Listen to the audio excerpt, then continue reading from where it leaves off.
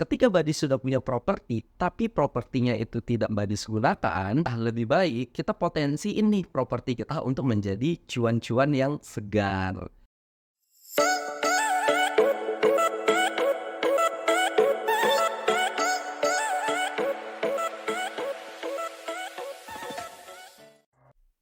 Halo warga Badis, selamat datang kembali di channel Far Capital Indonesia. Nah, gimana kabarnya hari ini Badis? Semoga selalu dalam keadaan baik dan sehat ya. Sekarang kita akan ngebahas seputaran properti, tapi bukan cara membeli properti atau menentukan spek properti yang baik. Nah, di video kali ini kita akan lebih membahas ketika Badis sudah punya properti, tapi propertinya itu tidak Badis gunakan, lebih baik kita potensiin nih properti kita untuk menjadi cuan-cuan yang segar. Nah, melalui apa? Pastinya melalui kita manage properti kita untuk kita sewakan. Sebenarnya ada hal-hal yang perlu kita perhatikan ketika kita mau menyewakan properti kita. Jadi nggak asal sewa aja. Karena apa? Karena potensi untuk kerusakan properti kita itu akan besar. Nah, juga terkait ya namanya kita mau menyewakan, niatnya kita mau mendapat cuan dong. Nah, jangan sampai kita sewakan ternyata kita rugi.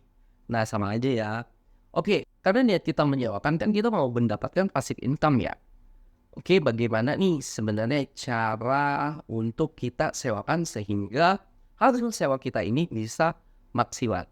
Namun terkadang ada nih beberapa orang atau mungkin termasuk fakir badis yang belum tahu nih gimana sih cara menyewakan yang biar benar-benar bisa cuan.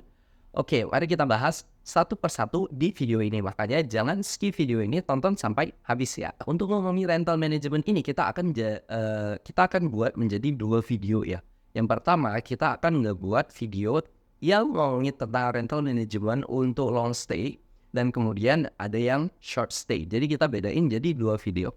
Oke, untuk kali ini kita akan ngomongin properti-properti yang dipergunakan untuk long stay. Nah, misalkan ya kamu punya properti landed house dan ini tidak kamu gunakan. Oke, dan sebenarnya juga secara fisik properti ini masih layak untuk dihuni. Nah, properti ini bisa kamu sewakan. Ya, terkait sewanya biasanya untuk long stay itu minimal 3 bulanan ya, 3 bulan, 6 bulan, atau ya memang tahunan.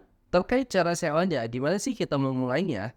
Nah, ini ada beberapa cara atau langkah yang mungkin butuh badis perhatikannya. Yang pertama ini terkait evaluasi kondisi properti badis, mulai dari persiapan rumah dan sampai juga periksa kondisi umumnya. Dan pastikan juga semuanya dalam keadaan baik. Nah, terkait perbaikan pemeliharaan ini kalau bisa dilakukan secara rutin. Karena apa? Karena ketika properti badis dalam keadaan lebih baik, otomatis harga sewa yang akan badis dapatkan juga lebih tinggi. Dan juga ketika badis melakukan perawatan yang rutin, artinya properti badis akan awet. Jadi ketika nanti ada kerusakan apapun itu, biaya yang kita keluarkan tidak terlalu tinggi. Kemudian ini terkait penentuan harga sewa. Yang pertama, kamu harus lakukan penelitian pasar untuk menentukan harga sewa yang wajar dan sesuai dengan pasar setempat. Kemudian juga pertimbangkan faktor-faktor seperti lokasi, fasilitas, ukuran, dan kondisi rumahnya. Biasanya nih ya, untuk rumah sewa itu harga sewanya di range 3-5% per tahun dari nilai propertinya. Misalnya nih, harga properti kamu 1 miliar. Maka nilai sewa per tahunnya itu kita ambil range paling tinggi deh 5%. Berarti 1 miliar kali 5% yaitu 50 juta. Nah, jika kamu bagi nih per bulan ya berarti nilai sewa properti kamu dengan nilai 1M itu harga sewanya sekitar 4 jutaan deh. Nah, ini bisa kamu jadikan nih patokan rate harga sewa kamu terlepas dari research yang sudah kamu lakukan terhadap market sekitar. Kemudian, kamu juga harus memperhatikan nilai penyusutan dari bangunan properti kamu ya badis. Jadi, standarnya sesuai tarif penyusutan di atas 25 tahun itu sebesar 5%. Dan kemudian ketika sisa manfaatnya 25 tahun itu, ini dilakukan penyusutan perhitungan dengan masa manfaat sebenarnya yaitu besarnya 4%. Nah, ini sudah diatur ya sesuai dengan memang pasal 11 ayat 6 UU PPH. Jadi kurang lebih nih gambarannya seperti ini. Jika nilai bangunannya badis senilai 1M nih bangunannya ya. Nah, Dihitung-hitung kurang lebih 29 tahun, nilai bangunannya ini sudah tidak bernilai lagi. Karena apa? Karena kemakan penyusutan. Namun bangunan yang tidak bernilai lagi, ini kita asumsikan selama 29 tahun tidak ada dilakukan renovasi ataupun perbaikan ya. Jadi, ketika nanti 29 tahun ke depan, properti ini sudah memang tidak ada nilai bangunannya lagi. Jadi mungkin hanya sekedar nilai tanahnya saja. Hal yang gak kalah penting selanjutnya yaitu buatlah perjanjian sewa agar properti badis ini lebih terlindungi. Persiapkan kontrak yang jelas dan lengkap. Kontraknya ini juga harus mencakup syarat-syarat sewa, durasi pembayaran, dan ketentuan lainnya ya badis. Dan juga pertimbangkan untuk melibatkan profesional hukum agar memastikan kontrak yang kita buat ini memang sudah sesuai dengan hukum setempat. Ketika ada kejadian-kejadian yang tidak diinginkan di properti badis, kita bisa punya legal standingnya nih. Kemudian selanjutnya setelah kita membuat kontrak sewa, jangan lupa juga kita harus pikirkan nih gimana nih cara memasarkan properti kita biar kita dapat penyewa. Nah untuk pemasaran sekarang udah nggak perlu pening-pening, nggak usah pusing-pusing. Karena semua sudah dimanjakan dengan digital. Gunakanlah, optimalkanlah sosial media yang kita punya. Nah, cara yang paling apik nih untuk biar menarik perhatian orang ketika kita posting rumah sewa kita atau properti kita di sosial media. Yang pertama yaitu pasanglah foto-foto yang super proper di sosial media kita. Karena apa? Karena orang melihat pertama, memberikan impression pertama itu pasti terkait dengan foto-foto yang kita cantumkan. Nah biasanya kalau misalnya setelah Badis sudah foto nih, nah coba Badis lihat kembali foto-foto yang sudah Badis hasilkan, apakah cukup menarik? Ketika Badis memposisikan sebagai pencari sewa nih, ketika Badis melihat foto-foto itu, apakah menarik perhatian Badis atau enggak? Nah jadi ya pokoknya yang paling penting deh, hasilkan foto-foto yang memang ini bisa menarik orang. Selain foto-foto yang menarik, jangan lupa juga cantumkan deskripsi yang menarik juga terkait properti kita. Gunakan highlight bahasa yang sedikit nyentrik. Nggak masalah karena tidak ada salah benar kan untuk memberikan deskripsi terkait properti kita. Contohnya mungkin kamu bisa buat judul nih, deskripsi kamu terkait disewakan rumah idaman keluarga Cemara misalnya. Atau juga kamu bisa gunakan misalnya disewakan rumah yang cocok untuk sebuah hati. Nah, jadi kita singgung nih emosional orang yang memang sedang mencari properti.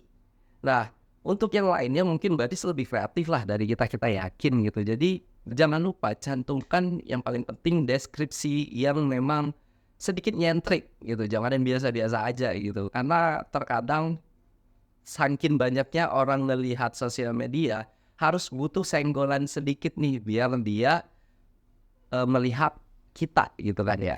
Dan juga di deskripsi lainnya kamu bisa mencantumkan detail-detail seperti spek bangunannya, kualitas bangunannya, kemudian lingkungannya seperti apa. Jadi orang juga sudah punya banyak gambaran terhadap propertimu. Kadang juga orang males ya untuk langsung datang melihat karena juga waktu orang-orang terbatas. Jadi kalau misalnya kamu bisa mensajikan 70% kualitas atau gambaran propertimu di platform pemasaranmu, maka orang juga akan lebih sangat terbantu nih, gitu.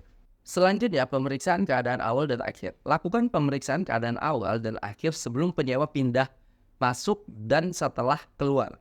Nah, catat kondisi properti dan dokumentasikan nih dengan kamu take foto. Karena kita harus sama-sama menjaga kan, baik pemilik maupun penyewa itu harus menjaga propertinya.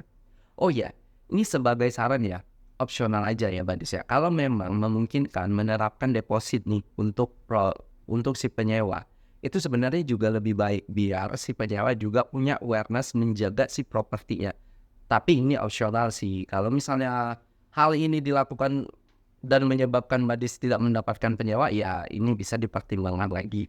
Nah, yang terakhir, cobalah kamu lakukan pemeliharaan rutin terhadap propertimu. Ya, sesuai kebutuhan aja sih. Dan juga jangan lupa tanggapi nih perbaikan atau keluhan penyewa dengan segera. Hal ini juga sebenarnya agar properti Badis tetap terjaga keawetannya. Karena jangan sampai karena tidak pernah di-maintenance, sekali maintenance ini ngebuat boncos. Nah, ini nggak baik nih. Nah, dari semua itu, itulah hal-hal yang perlu Buddies perhatikan sebelum Buddies mau menyewakan properti Buddies, agar properti Buddies bisa optimal nih untuk menjadi cuan-cuan segar atau passive income bagi Buddies. Dan ini kita masih ngomongin landed house ya Buddies untuk sewa jangka panjang. Nah, ketika Buddies punya properti-properti yang potensi untuk inap harian atau mingguan seperti misalnya apartemen, kos-kosan ataupun landed house yang memang memungkinkan untuk kita buat inap harian. Nah, itu Buddies bisa cek untuk video kita selanjutnya. Itu ada di kolom deskripsi. Nanti kita cantumkan linknya. Karena di situ kita akan membahas lebih detail lagi terkait properti-properti yang berpotensi untuk kita rental harian dan gimana strategi kita dalam nge-manage-nya sehingga benar-benar kita bisa untung dari properti kita. Oke, mungkin sekian dulu penjelasan terkait rental management hari ini. Dan terima kasih sudah meluangkan waktunya untuk menonton video-video kita. Dan juga jangan lupa tetap dukung YouTube channel kita dengan cara apa? Like, comment, dan subscribe YouTube channel kita. Dan juga pantau semua sosial media kita sehingga Buddies mendapatkan informasi-informasi yang komprehensif dan aplikatif yang berguna untuk Buddies terkait di dunia properti, investasi, dan juga pengembangan diri pastinya. Okay, lastly, thank you for watching and see you in the next video. Bye.